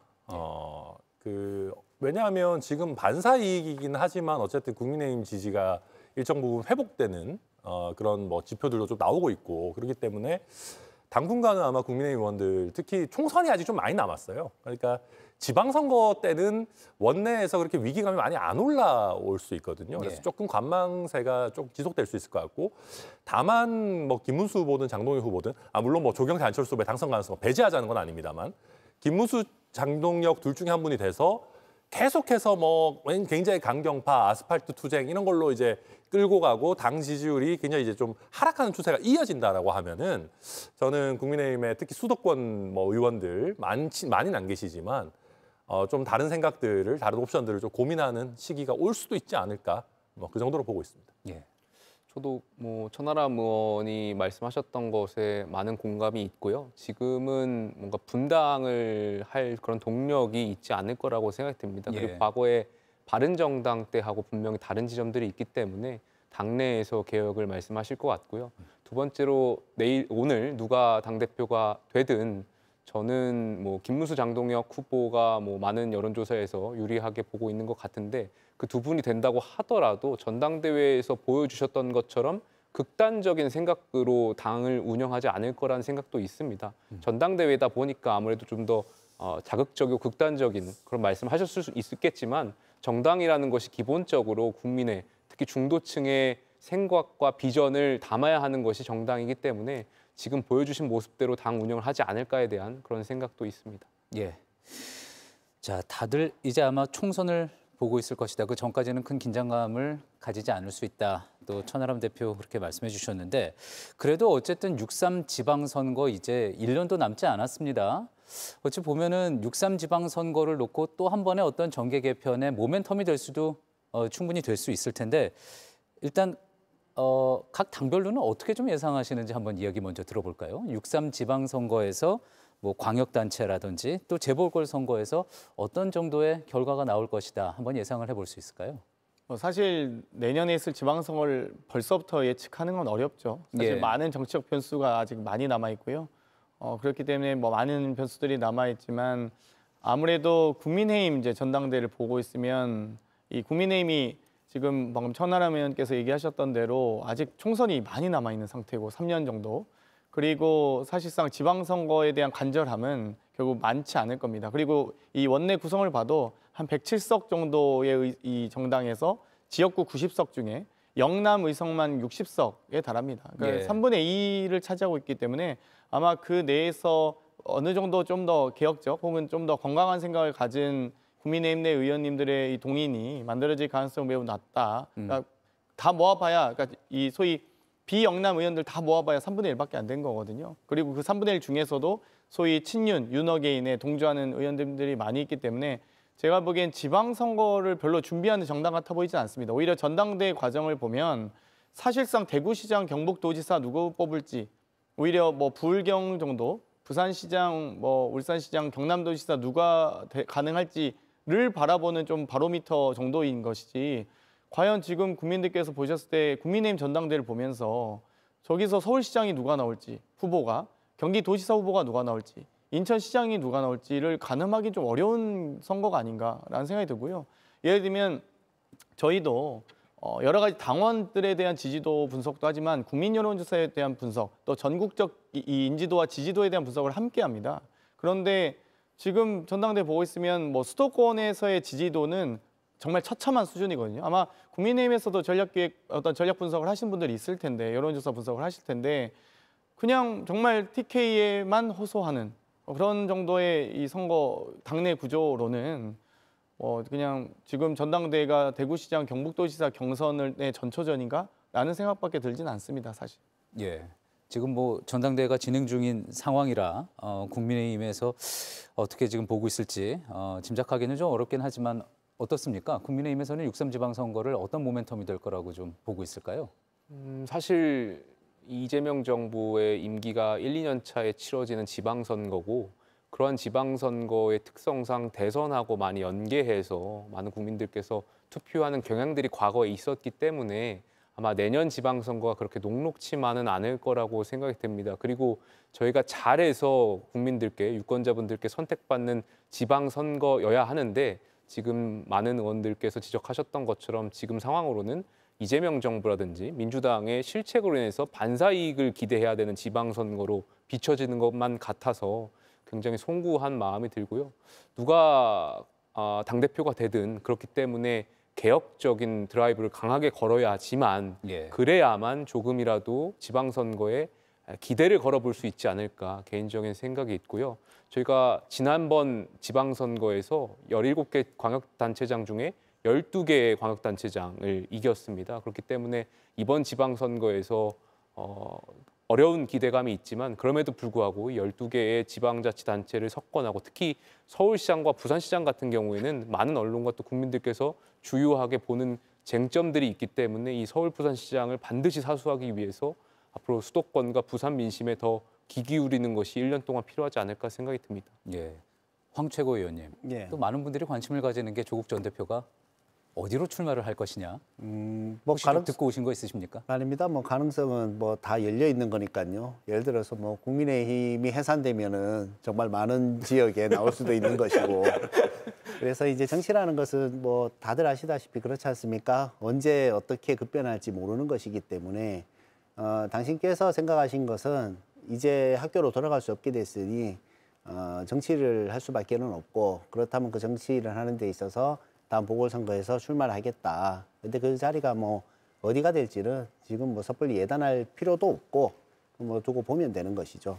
예. 이게 이제 지방선거 같은 경우는 사실 여당이 절대적으로 유리하죠. 예. 예산을 편성하기 때문에 예. 여당이 절대적으로 유리하고 또 이게 좀 골 사또 뽑는 듯한 이제 그런 것이라서 어쨌든 기본적으로 우리 민주당에서 주도권을 가질 것은 분명하고 이제 저희 같은 경우는 이제 신생 정당이니까 좋은 후보들을 발굴해서 막 어중이 떠중이 이런 게 아니라 정말 우리의 정체성이 맞는 분들을 이렇게 발굴해서 키워서 밑에서부터 올라가는 뭐 그런 정치를 해보는 게 좋지 않을까 예. 그런 생각을 하고 있습니다. 천 대표님, 네. 조금 전에 이제 국민의힘과 민주당에서 뱉어내고 있는 지지율을 흡수하지 못하고 있어서 안타깝다 네. 그렇게 말씀하셨는데 지방선거에서는 어떻습니까? 그러니까 아무래도 개혁신당 같은 경우도 이제 선거에 돌입하면 평시에 받는 지지나 관심에 비해서는 조금 더 높은 관심도나 지지를 받는 것 같기는 합니다. 그런데 그러니까 저는 그런 얘기를 해요. 저희가 더불어민주당과 국민의힘이 굉장히 문제가 많고 비판도 많이 하지만 어쨌든 굉장히 오랜 시간 한국 정치에서 스토리도 쌓고 또 이렇게 이런저런 어떤 업적들을 쌓아온 정당들 아니겠습니까? 뭐 조국혁신당도 지난 총선에서 뭐 엄청난 성과를 내긴 했지만 이 거대 양당을 한 번에 다 대체하겠다라고 하는 거는 저는 좀 과욕이라고 생각합니다. 그래서 저희 개혁신당도 이번 대선 또 지난 총선을 치르는 과정에서 좀 젊은 세대들이 많이 거주하는 지역들 또 대학교 인근 지역들 위주로 괜찮은 지역들 저희가 좀 분석을 해놨습니다. 그래서 저희 대선 끝나고 놀고 있었던 게 아니고 한 40여 개 전국에 있는 대학교에 개혁신당 지부를 이번에 만들었습니다. 그래서 이번 주말에 또 그 대학생들하고 워크숍도 하고 그러는데 그런 식으로 말씀하셨던 것처럼 저희도 좀 밑에서부터 괜찮은 인재들을 좀 발굴해 나가서 개혁신당의 스펙트럼을 차근차근 좀 넓혀야 되는 거 아닌가 싶고 거기에 더해서 가능하다면 국회의원 보궐선거와 단체장 중에 한 2억 군데 정도 저희가 조금 집중을 해서 거기서는 좀 의미 있는 성과를 내고 가능하다면 당선자까지 낼 수 있으면 좋겠다. 선택과 집중을 할 수밖에 없겠다. 저희 그렇게 보고 있습니다. 예, 첫 번째 쟁점은 이 정도로 한번 마무리를 해보겠습니다. 시간이 많이 흘렀는데요. 두 번째 쟁점 또 서둘러서 한번 이야기를 나눠볼까요? 예, 필리버스터 대치로 이제 문을 닫았던 국회가 문을 열자마자 다시 또 필리버스터 전국에 들어갔습니다. 지난 정부에서 이제 거부권에 막혔던 법안들 여당이 이제 속속 처리에 나섰는데요. 자, 국회의 법안 처리 지금 중요한 게 속도일까 합의일까 지금 여러 가지 또 의문이 나오고 있습니다. 자, 먼저 그 중에서도 가장 이제 눈길을 끄는 거는 검찰 개혁안이 아닐까 싶은데요. 자, 지금 이제 개혁과제 완수의 뜻을 민주당에서는 이제 강하게 이야기를 하고 있고요. 또 그리고 검찰 개혁을 결코 잊지 않겠다라고 하는 이제 추미애 위원장도 법사위원장으로 이제 선출이 됐습니다. 자, 먼저 이제 장경태 의원님께 한번 이야기 들어보겠습니다. 시급하게 해결하는 것, 검찰 개혁 시급하게 해결하는 게 중요합니까? 아니면 정교하게 정리를 하는 게 중요합니까? 둘 다죠. 그러니까 사실 참 어려운 과제입니다. 그러니까 모든 입법에는 골든타임이라는 것이 있고요. 또 개혁 입법은 특히나 정말 이 개혁 동력이 함께 수반되어야 합니다. 그렇기 때문에 저희가 이 얘기하고 있는 3대 개혁 입법, 뭐 검찰 개혁, 사법 개혁, 언론 개혁에 대해서 소위 추석 전까지 마무리 짓겠다라는 것이 있고요. 아마 2단계 정도로 개혁안 단계가 이루어지지 않을까 싶습니다. 큰 틀에서의 얼개를 먼저 만드는 작업, 그리고 세부적인 어떤 실무선에서 혼돈이 있지 않도록 하는 정교한 작업, 함께 2단계 정도가 있을 것으로 예상되고요. 1단계 작업은 사실 이 세 가지 개혁 입법이 이미 여러 차례, 저도 초선 때부터 한 거의 지금 5년째 이 개혁 입법에 대한 토론을 하고 있기 때문에 이미 사실상 이 마지막 결단만 남아 있다고 보고요. 개혁 입법은 아마 한 달 정도 후에 얼개가 다 완성된 상태로 또 국민들께 보고드릴 과정이 있을 것 같고요. 아마 그 이후에 또 정교한 과정 또한 또 사실 다 미리 준비되어 있기 때문에 이런 부분들은 큰 얼개가 결정됨에 따라서 바로 후속 입법으로 또 부수 법안으로 바로 함께 통과될 거라고 봅니다. 추석 전까지 정교한 정리, 시급한 해결 다 가능할 거라고 보시나요? 어떻게 보십니까? 저는 어려울 거라고 생각 들고요. 정교한 정리 그리고 여야 간에 시간이 걸리더라도 합의가 필요하다라고 생각이 됩니다. 이것이 저는 추석 전에 처리하냐 후에 처리하냐가 뭐가 그렇게 중요하겠습니까? 아마 앵커님께서도 우리나라 형사사법체계에 대해서 굉장히 많이 헷갈리실 것 같습니다. 문재인 정부 때 이미 형사사법체계가 한번 뒤바뀌었고 그로 인해서 정말 많은 국민들이 피해를 입었다라고 생각이 듭니다. 70년 역사의 형사사법 체계를 바꾸는 일은 전 많은 국민들의 공론화를 통해서 정말 국민들이 피해가 없는 부분으로 가야 된다고 생각이 들고요. 이것은 민생하고 정말 직결되는 문제라고 생각합니다. 이것을 마치 전리품인 양 정권을 권력을 휘둘르면서 검찰개혁의 이름으로 포장하는 것은 오로지 많은 국민들의 피해자를 낳을 거라고 생각이 들고요. 가령 이것만 봐도 그렇습니다. 저는 이 검찰의 보안 수사와 관련해서 여러 너무 지역적인 문제일 수는 있겠지만 이야기들이 있는데 경찰이 불기소한 사건들에 대해서 검찰이 보안 수사를 통해서 정말 피해자를 구제할 수도 있는 거고요. 실제로 반대로 경찰이 기소했는데 위법성이라든지 법 체계에서 잘못된 지점이 있어서 검찰이 보안 수사를 통해서 또 피해자를 구제할 수 있는 그러한 시스템들이 다 역사적으로 있어 왔습니다. 근데 이러한 것을 너무 빠른 시간 안에 바꿔서 국민들께 피해가 갈 수 있도록 하는 법안 이러한 것들은 전 헌법상 그렇게 위헌적인 생각이 있지 않나. 그래서 위험한 생각 아닌가 이런 생각이 좀 듭니다. 예. 조국혁신당은 민주당과 같은 페이지에 있다고 볼 수 있나요? 어떻습니까? 저희도 뭐 속도나 이런 것에 있어서 조금 더 빨라도 된다는 생각을 하고 있죠. 아시다시피 저희는 이 검찰개혁 쪽에서는 가장 전문화된 집단들이고요. 정말 능력이 있는 분들이 많고 저희 당은 변호사들이 막 청소하고 이러는 당이라서 거기에 모여서 다들 머리를 짜서 이렇게 만들어낸 안이 이미 좋은 안이 나와 있고요. 그러니까 내용적으로나 속도 면에서 당장 시행을 해도 큰 문제가 없다고 생각을 하는데 다만 신중을 기해야 한다. 그리고 시간이 조금 걸리더라도 제대로 가자라는 의견을 내시는 분들이 선의로 말하는 분들에 대해서는 저희가 충분히 존중을 해요. 그런데 이제 국민 공론화라는 것에 있어서 그럼 어떻게 하면 국민 공론화냐? 일반 시민들을 이렇게 모아놓고 거기에서 공청회를 하면 국민 공론화냐? 이 수사 기소 분리의 대원칙에 있어서는 노무현 정부부터 사실은 얘기가 나왔던 것인데 그게 여러 가지 저항에 부딪혀서 제대로 못했던 것이지 않습니까? 지금 안은 다 나와 있어요. 그러니까 이게 민주당 안과 저희 안이 약간의 차이가 있지만 행안부에 놓을 것이냐, 법무부에 놓을 것이냐 이 정도의 차이가 있는 것이고 그렇다면 그것은 실행에 가는 데 있어서 지금보다는 속도가 조금 빨라도 되지 않을까 그런 생각은 하고 있습니다. 근데 이재명 대통령조차도 좀 정교하게 했으면 좋겠다 얘기하시잖아요. 그러니까 사실 수사기관이라는 게 어디 확고하게 꼭 정해져 있는 건 아닙니다. 바꿀 수도 있죠. 근데 몇 가지 원칙들이 있습니다. 첫 번째로는 우리 국가 수사 역량을 훼손해서는 안 될 겁니다. 그러니까 사실 경찰이 굉장히 많은 인력을 가지고 있지만 경찰의 제일 임무는 치안이거든요. 그러니까 우리가 경찰서장님들 쭉 보면은요. 수사를 중점적으로 해오신 분들이 그렇게 많지 않아요. 치안이나 정보나 안전관리나 이런 쪽에 다양한 역할을 해오시기 때문에 경찰에서 수사는 그렇게 각광받는 분야가 아니었습니다. 그러면 검찰에서 지금까지 쌓아놓은 수사 노하우라든지 이런 부분들을 어떻게 잘 가져갈 것인가. 그러니까 우리가 정치적으로 비판하고 하는 특수부 수사라고 하는 거는 사실은 전체 검찰에서 하는 어떤 업무 중에 매우 소수입니다. 그게 아주 도드라져 보여서 그렇지. 그러면 수많은 일반 형사부에 쌓여있는 노하우들은 어떻게 우리가 잘 온전할 것인가. 그리고 경찰의 초동 수사가 좀 미흡한 경우에 김용태 의원도 얘기했지만 보안 수사권 같은 것들을 어느 정도 범위에서 둘 것인가. 사실 민감한 특수부 수사만 조금 제한하는 형태로 갈 수도 있는 거거든요. 어느 정도 선에서 우리가 타협을 할 거냐. 이런 부분들 조금 디테일하게 논의가 돼야 되고요. 또 한 가지는 절차가 좀 심플해야 됩니다. 지금 민주당에서 낸 안 같은 거 저도 이제 아직 확정하는 아니지만 잠정적으로 4법인가요? 검찰개혁 4법. 그래서 저도 좀 읽어보면은 저도 법조인 출신인데 이게 경찰에서 무혐의 나오고 불송치 나오고 어디 갔을 때 이의 신청하고 하고 하는 게 막 복잡해요. 어디서부터 어디까지는 여기 해서 국가수사위원회인지 중수청인지 뭔지 해가지고 가야 되는데 이게 자칫 잘못하면은요. 변호사들한테 기본소득 주는 거가 될 수 있어요. 이게 법조시장 살리기 법률이 되어서는 좀 곤란하지 않겠습니까? 그러면 국민들에게 심플하게 다가가면서도 적절하게 수사 어떤 역량을 온전하는 법안으로 가야 되는데 아직까지는 그런 것들이 깔끔하게 된 것 같지 않다.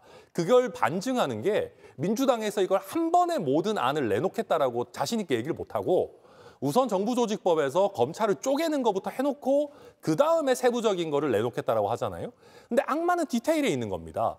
정말로 안이 잘 준비돼 있고 5년을 했고 10년을 했으면 처음부터 디테일한 안을 내놓고 이렇게 쪼갭시다가 가야 되는 거거든요. 그러니까 지금 저는 민주당과 법무부 안에서도 충분한 정리가 안 돼 있는 것 아닌가 그렇게 봅니다. 아니 그러면 개혁신당에서 그 여러 가지 좋은 생각들을 가지고 계시니까 예. 그런 안으로 해서 제안을 해서 논의해보면 그것이 공론화의 장에 올라오는 것 아니겠습니까? 예, 뭐 저희가 얘기한다고 들으실 것 같지는 않습니다만은 저희가 실제로 다음 주 금요일에 저희도 개혁안 관련해서 토론회 또 제가 하고 안도 내고 그럴 겁니다. 아니 토론회를 지금 해가지고 검찰 개혁에 대해서는 어쨌든 기본적으로는 동의를 하시는 거잖아요. 그런데 제가 말씀드리는 거지만 개혁이라는 말은 저희가 개혁신당이지만 개혁이 늘 좋은 거였으면 저희가 뭐 1등하고 있었겠죠. 근데 이게 말이 개혁이라서가 아니라 자칫 잘못하면 디테일을 잘 못 잡으면 개악이 되는 거지 않겠습니까? 그래서 저희는 좀 신중하게 여러 부작용들을 최대한 보면서 가야 된다. 그리고 검찰을 지나치게 악마화할 필요 없다. 그리고 저 꼭 악마화하고 싶으시면 특수부만 하시라. 형사부 그렇게까지 괴롭히지는 마시라. 그런 말씀 저희 드리고 싶습니다. 그러니까 사실 이제 계속 우려를 하시면서 왜 굳이 분리하느냐라고 생각하실 수 있는데요. 그러니까 어찌되었건 국가기관을 설치하고 또 분리해내는 과정들, 또 권한을 또 분할해가는 과정들이 있습니다. 그렇기 때문에 당연히 그 과정에서 이 정부조직법 개정이나 공소청 또 중수청 설치 법안 등은 당연히 필요하고요. 그에 따라서 방금 이 형사실무 절차 또 방금 말씀하셨듯이 수사 역량을 보존하고 또 형사사법체계의 안정성을 고려해야 되기 때문에 또 국민 어떤 피해 보호를 위해서는 여러 가지 디테일한 부분들을 보완할 부분이 있습니다. 그런 것들을 저희가 부수법안 또 관계 법안이라고 하죠. 그렇기 때문에 거기에 대한 이 어떤 권한을 어떻게 어느 정도까지 분할할지에 대해서 제가 뭐 세세하게 얘기하지는 않겠습니다만 아마 뭐 법조인이시니까 잘 아시겠지만 그런 부분에 대해서 어떻게 이 수사 역량들을 보존하면서 사법 안정성을 추구할 것인가 저희가 구성은 다 하고 있는데 사실 저는 결단만 남아있다라고 말씀드릴 수 있습니다. 그러니까 계속 어제 사실 대통령과 지도부의 만찬 전까지만 해도 뭐 설왕설래가 있는 게 아니냐라는 많은 언론들이 또 데스크의 주도로 많은 보도가 있었거든요. 제가 많은 기자분들한테 얘기를 했어요. 많은 안들이 이미 나와 있고 많은 어떤 검토가 있다.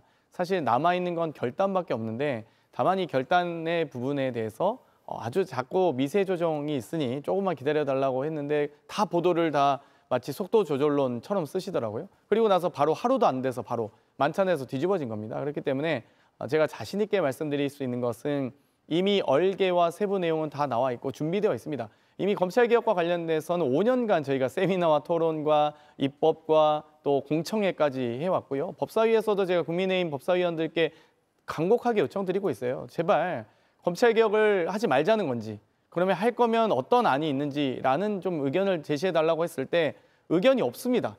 뭐 반대도 아니고 찬성도 아니고 심지어 개혁신당은 이제서야 검찰개혁 안을 마련하시겠다 세미나 또는 공청회를 하시겠다고 하는 건데 너무 늦어도. 그러니까 그런 것들은 우리가 수권 정당이라고 하는 것이죠. 수권 능력이라고 하면 어떤 정책에 대해서 최소한 입법 과제나 정책 과제에 대해서 제도 개선 사안에 대해서 준비가 되어 있느냐 없느냐거든요. 그런데 사실 너무 좀 느리다 진도가 이런 말씀 드리고 싶고요. 어찌됐건 뭐 개혁신당을 제가 비판하고자 하는 건 아니고요. 이 국민의힘이 좀 더 정교한 준비를 비판하려면 야당도 준비를 하셔야 될 거 아닙니까? 근데 공청회 와서 준비가 안 돼 있어요. 그럼 내용이 없이 내용을 이해하지 못하고 오시면 안 된다. 이런 말씀을 다시 한번 드리고 싶습니다. 그러니까 저는 애초에 문제의식 자체가 좀 다르거든요. 그러니까 이게 저는 쉽게 얘기해서 예전에 문재인 정부에서 이미 검찰의 직접 수사를 많이 제한해 놨습니다. 그리고 그 과정에서 이미 경찰의 수사들이 굉장히 지연되고 아직까지 기존에 바꿨던 내용들도 충분히 실무에서 따라가지 못했어요. 그러니까 진도가 아직까지 기존에 했던 것도 못 따라왔는데 여기서 또 엄청나게 큰 변화들을 빠르게 만들어내겠다는 거거든요. 왜 그럼 개혁신당이 검찰개혁안이 지금까지 안 나왔냐? 저희는 그게 급하다고 생각하지 않기 때문입니다. 기존에 했던 제도들도 아직 정비가 충분히 되지 않았어요. 그러면 정말로 특수수사하고 좀 제한하고 싶다면 아주 미세하게 특수부 수사만 조금씩 제한해도 돼요. 이걸 뭐 꼭 공소청으로 쪼개고 이렇게 안 해도 되는 겁니다. 오히려 정말 저희 개혁신당 입장에서 하고 싶은 거는 차라리 검찰에게 더 높은 수준의 정치적 독립성을 줘야 됩니다. 검찰총장 임기 2년밖에 안 됩니다. 그리고 그마저도 정권 바뀌면 맨날 갈아치워요. 그런 조직한테서 어떻게 정치적 중립성을 기대합니까? 제가 만약에 대통령이라면은 저는 검찰총장 임명하는 절차 훨씬 더 엄격하게 해서 여야가 동의하는 인물로 할 수 있도록 하고 임기 충분히 더 길게 보장하겠습니다. 그렇게 해서 누가 수사를 당하더라도 정치적 중립성이 있다는 걸 인식해야 할 수 있어야지 여당이 계속해서 뭐만 하면 특검하자라고 하는 게 이게 정상이 아니거든요. 그런 상황에서 검찰이 있는 거를 잘 다듬어 쓸 생각은 안 하고 야, 이 조직은 썩었으니까 우리 자꾸 수사하니까 쪼개가지고 그냥 여기저기 주고 그렇게 대강대강 만든 게 공수처인데 공수처 지금 나와가지고 몇 년 동안 제대로 된 성과도 못 내지 않습니까? 그러니까 그렇게 단순하게 얘네 마음에 안 드니까 쪼개자 이럴 일이 아니다. 그렇기 때문에 저희도 신중하게 접근하는 겁니다. 반론 안 할 수가 없는데요. 2022년에 이 소위 이 검찰청법 개정과 형사소송법 개정할 때 저희 6대 중대범죄 중에 직접 수사가 가능한 이 수사권은 부패와 경제로 한정했었습니다. 그런데 위법위헌적인 시행령 통치를 하면서 시행령을 변경하면서 직접 수사권을 사실상 부활시키고 전방위적 수사를 했던 거 아닙니까? 그리고 이 공수처 얘기를 하시는데 공수처가 지금 뭐 검사 25명에 수사관 40명밖에 안 되는 제주지검보다도 작은 조직입니다. 그런데도 불구하고 어찌됐건 이 내란 사태에서 내란 수계 윤석열을 체포했던 검사가 중앙지검 검사였습니까? 대검 검사였습니까? 공수처 검사가 한 겁니다. 어찌됐건 공수처가 있음으로 해서 내란 수계를 체포라도 했지 지금 뭐 중앙지검이든 뭐 어디 다른 검사들이 일선 검사들이 한 건 아니다. 그래서 공수처가 어찌됐건 역할을 했다. 그리고 최혜병의 억울한 죽음, 우리 개혁신당은 최혜병 억울한 죽음 밝히기 위해서 많은 노력하셨잖아요. 최혜병의 억울한 죽음 이 기존에 있는 검사들이 했습니까?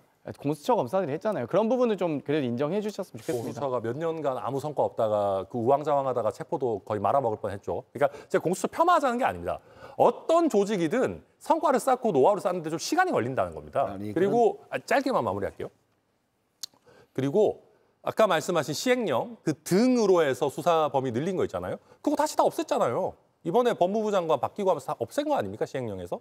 그러면 그렇게 해서 검찰 직접 수사 윤석열 정부에서 다시 늘려놓은 거 확 줄이는 것만 해도 그것도 사실 큰 변화예요. 예. 그럼 이 정도에서 어느 정도 되는지 실무가 적응할 수 있는지 충분히 경찰이 그 정도 수사 많이 해도 문제가 없는지를 점검하면서 가야 되는데 그거 없이 또 막 마구잡이로 막 해가지고 쪼개겠다. 그러면 안 된다는 겁니다. 예, 아니, 짧게 황태구 의원님 말씀 듣겠습니다. 수사기소 분리에 대해서 마음에 안 드니까 쪼개자 이런 식으로 사고한다는 걸 그러면 그 사실 윤석열이 검찰개혁 반대하면서 하는 얘기랑 같은 얘기가 돼버리는데 전하람 의원이 뭐 그런 생각을 가지시지는 않을 거라고 저는 믿고 있습니다만은 그래가지고는 집권 못합니다. 대한민국은 빨리빨리의 나라예요. 그런데 입법은 그렇게 이게 지금 처음 나온 얘기가 아니에요. 저희가 집권 못해도 됩니다. 20년 그런 식으로 하면 안 돼요. 아니요. 20년 전부터 빨리빨리 얘기가 입법하는 건 나와서 정상적인 나라가 아니에요. 아니 그러니까 그것은 안 하기 위해서 되는 핑계지. 아닙니다. 빨라서 안 된다는 게 그게 말이 되겠습니까? 이 얘기가 지금 우리 장영태 의원도 얘기하셨지만 벌써 몇 년 전부터 얘기가 다 돼 있고 우리 쪽에서는 준비가 다 돼 있어요. 근데 지금 공청회하고 토론을 하겠다고 하니까 그 빨리 안 되는 것이죠. 예. 이미 준비가 되어 있고 예. 그것을 시행해가는 그 세칙에 대해서도 이미 뭐 이게 준비가 되어 있는 것들이 있으니까 예. 하기 위한 노력을 해야 되는데 예. 안 하기 위한 핑계로서 이것을 완비해야 되고 이것도 준비해야 되고 이것이 다 되고 나서 해야 된다라고 얘기를 하는 게 아닌가 그런 인상이 들어서. 정말 마지막으로 김용태 의원님. 예. 뭐 말씀 중에 다 나왔지만 결과적으로 핵심은 기소와 수사권을 분리하자는 것일 텐데 천하람 의원 말씀하셨던 것처럼 이미 사실상 기소와 수사는 분리되어 있습니다. 예. 사실상 검찰의 특수부 사건 약 한 1~2% 정도만 검찰이 직접 수사하고 기소하는 것인데 정말 기소와 수사를 분리하고 싶으면 그 특수부 사건만 말씀하신 대로 대안을 제시하면 되는 것이지 이걸 뭐 새로운 뭐 국가수사위원회라든지 뭐 이상한 또 청을 만들어가지고 할 것은 아니라고 생각이 듭니다. 예. 예, 이럴 줄 알았습니다. 제 불찰입니다. 검찰 개혁안 문제를 가지고 20분 동안 토론을 한다는 게 말이 되지 않는 이야기인데 제가 다음번에 다시 이렇게 모시겠습니다. 이 주제를 가지고 좀 더 치열하게 한번 또 이야기 나눠보시죠. 광고 듣고 오겠습니다. 60초 후에 돌아옵니다.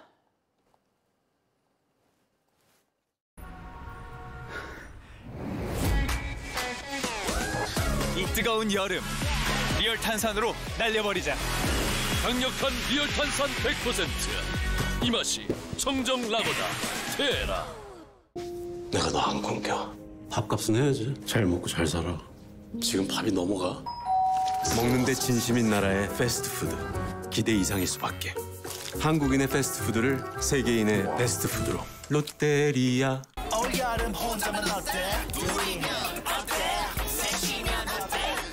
트라이러스 가면 안 돼? 모든 여행 다 모였대. 여기 어때? 여행할 때 여기 어때? 아 괜찮아. 나 많이 마셨어.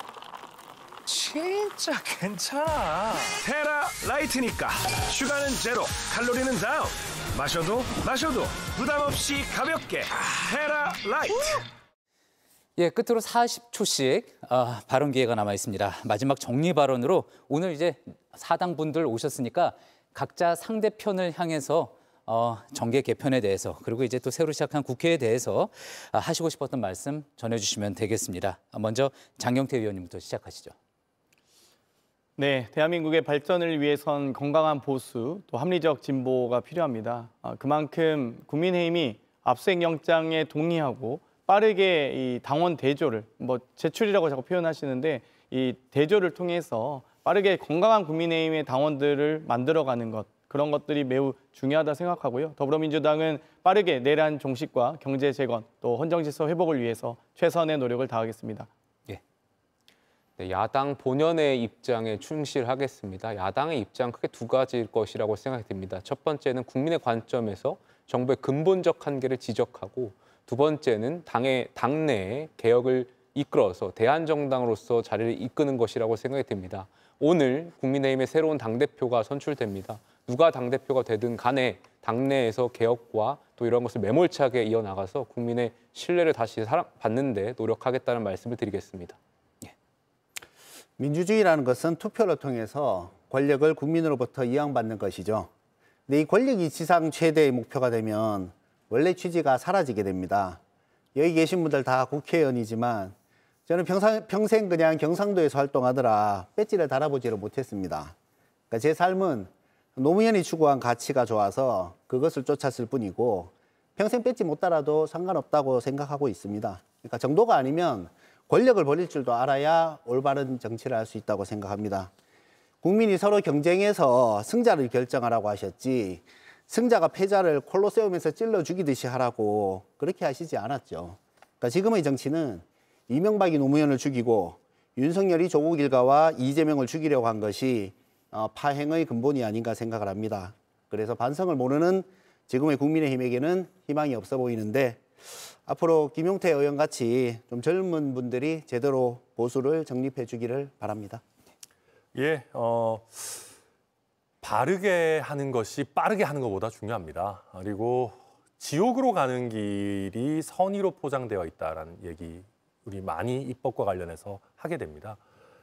뜻이 옳다라고 하더라도 우리가 충분히 예상되는 부작용, 국민들이 겪을 고통을 제대로 살피지 않고 빠르게만 입법들을 추구해 나간다면은 결국 국민들의 삶, 우리 국가의 시스템이라는 것은 무너지게 됩니다. 저희 개혁신당은 그런 과정에서 올바른 방향으로 충분히 토론과 대화를 통해서 입법이 행해지도록 하는 것에 힘을 보태겠다라는 말씀 드립니다. 네, 말씀 잘 들었습니다. JTBC 토론 논쟁, 저희는 60초 광고 후에 돌아오겠습니다.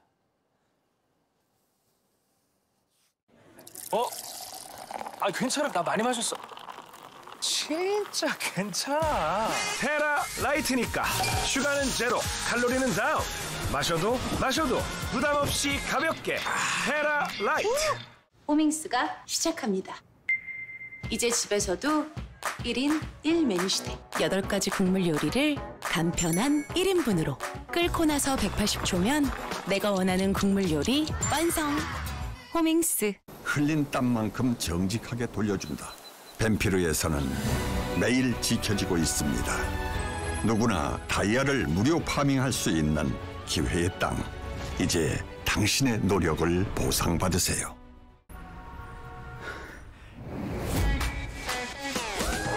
이 뜨거운 여름, 리얼 탄산으로 날려버리자. 강력한 리얼 탄산 100%. 이 맛이 청정 라거다. 테라. 예, JTBC 토론 논쟁 오늘은 여기서 마치겠습니다. 90분간의 토론해 주신 네 분 고생 많으셨습니다. 예, 늦은 시간까지 함께해 주신 시청자 여러분께도 깊이 감사드립니다. 다음 주에 뵙겠습니다. 고맙습니다.